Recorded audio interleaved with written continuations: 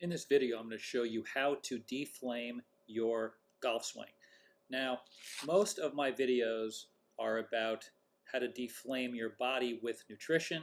Here are the books that I've written. You can watch all the videos at DeFlame Nutrition as well.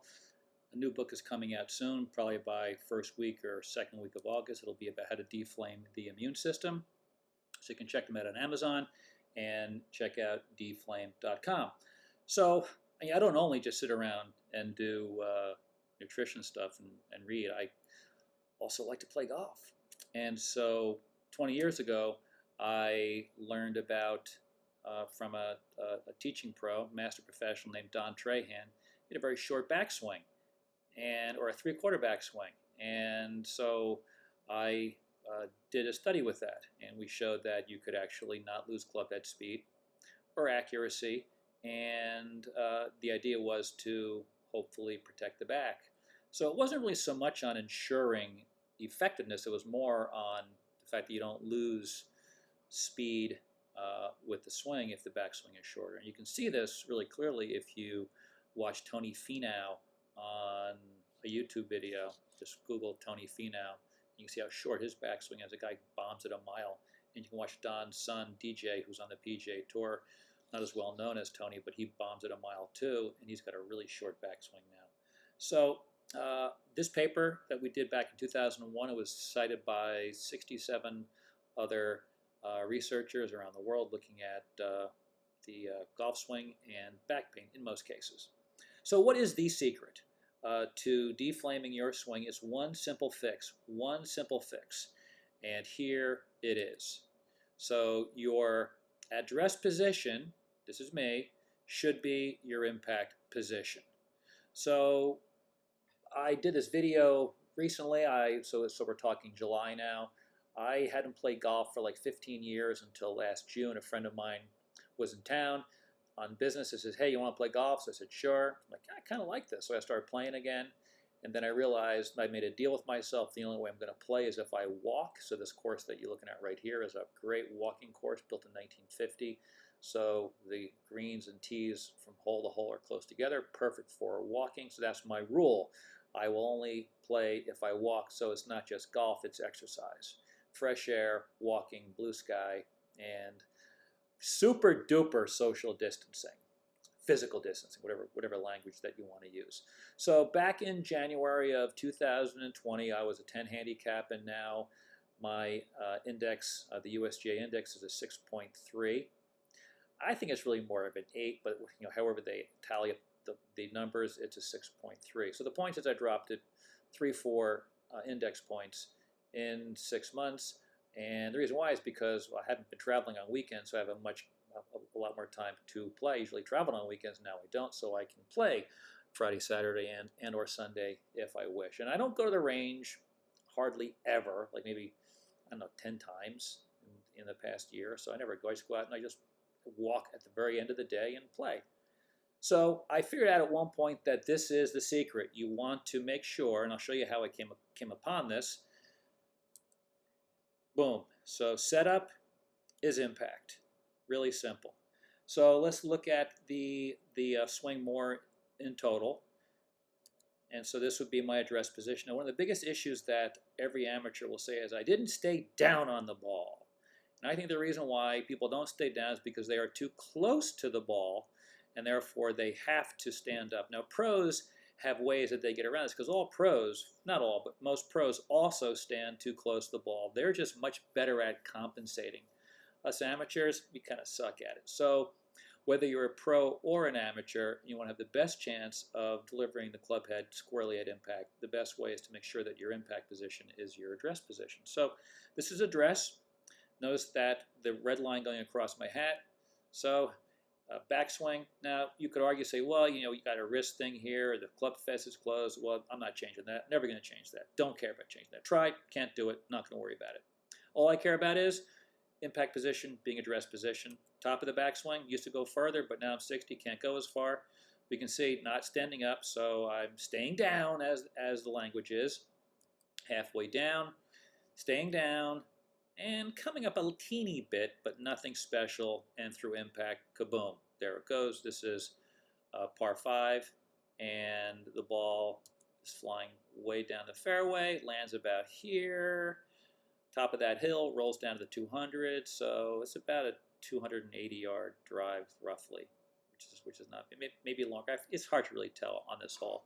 I don't want to exaggerate my driving prowess because it's not that impressive, but when I do get a hold of one, I can hit it pretty good. Still, which is kind of cool, and I don't practice. I just make sure that my address position is my impact position. Now, you won't hear this ever, no matter who you talk to. It's kind of bizarre. Well, there's one, and I'll share it to you once we get to the end of the video.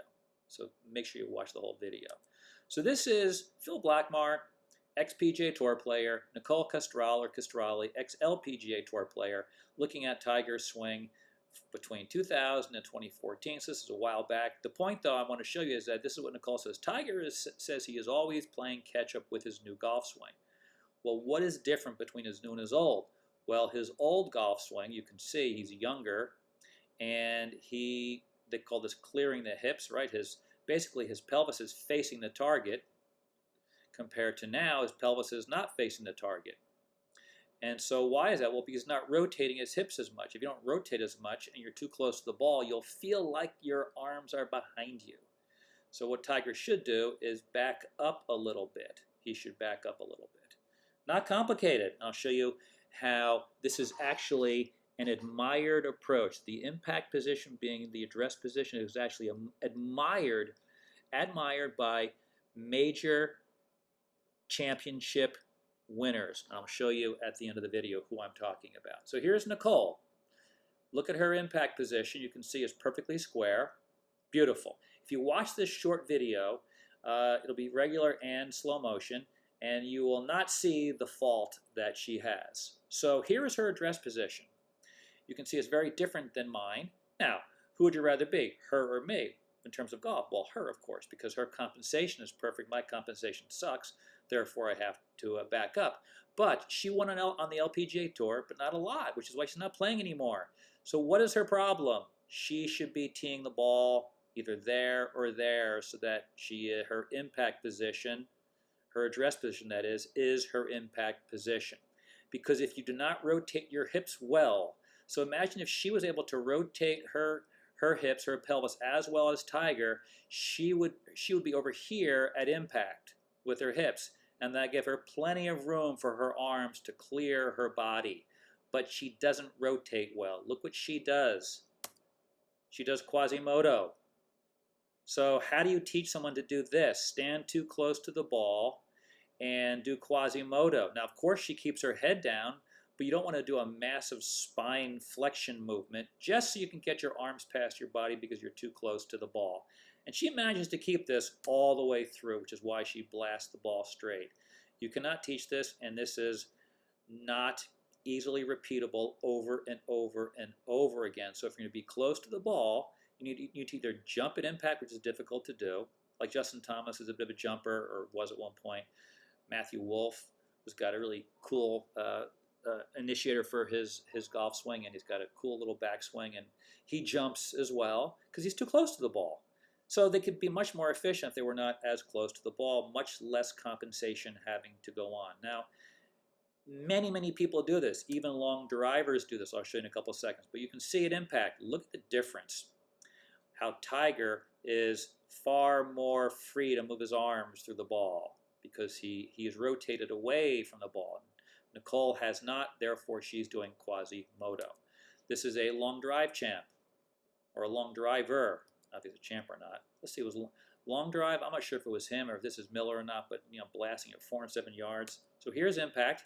He's way too close to the ball, and he doesn't rotate at all through impact. So he's got to do Quasimodo. He's keeping his head down, right? So you can see he's not rotating his hips at all. He's like Nicole. He's like me. He's like not like Tiger. Of course, he and Nicole are far better than I am by a long shot, which is why, if you're a golfer, you never heard of me. Well, of course you wouldn't, because I don't have efficient movement through the ball, even though I do have the proper setup and which gives me the chance to have the best impact position. So your setup should be your impact position. So you can see how from all the way up. I go right up one piece. So how do we know that Nick Faldo and Nick Price both won British Open? Nick Faldo won the Masters 3 times, and Ben Crenshaw won the Masters once or twice, and Fred Couples won the Masters once. They actually approve of what I'm doing here, but don't know it. And the reason why is because they are amazed at Mo Norman, how he smacks the ball straight. Look at, they're also like watching him over and over again. But what do they focus on? They focus on where he puts his club at address. They focus on his more excessively forward trunk bending. His legs are kind of just totally straight. And that's what they look at. They don't focus on the fact that his address position is his impact position. So here is me, and here is Mo. So if you look at Mo, you can see from club all the way up, just like I did. Now I was motivated to do this because I would watch Mo Norman think, so, and all I thought was address position, impact position. I have to worry about the rest of it. Address position, impact position. So let's look at his impact. So watch what happens. Mirror image. Almost, not 100%, but mirror image. So if you don't like Mo's setup, just look at his club position in his hands. Address, impact. Address, impact. Look up top. Look at all he does is, like all good players do, they move their body mass towards the target. I learned that concept from David Lee. So my golf swing is kind of like a combination of gravity golf and Mo Norman, and appreciating that you don't have to have a full backswing. You can have a three-quarter backswing from Don Trahan. So watch Mo Norman move through the ball. Boom, through the ball. Simple, straightforward. You don't have to get lost in all the various golf lingo. You want to just make sure that your address position is your impact position. Very simple. So I, of course, look different than Mo, although, because I'm not as hunched over as much, depending on how tall you are, whatever your body is, just try working on this. Make sure that your address position is your impact position. And if you do that, you will have a much better chance of deflaming your golf swing and having more fun out there. Now, the other benefit of this is when I do blast it, left or right, like a nasty hook or a big push, I just focus on not like, what did I do wrong? I focus on making sure the next time that I, in my mind, visualize myself starting at my address position and visualize that position through impact. And that gives me the best chance to blast it straight and to have a much better time playing out there. And I guarantee you will too.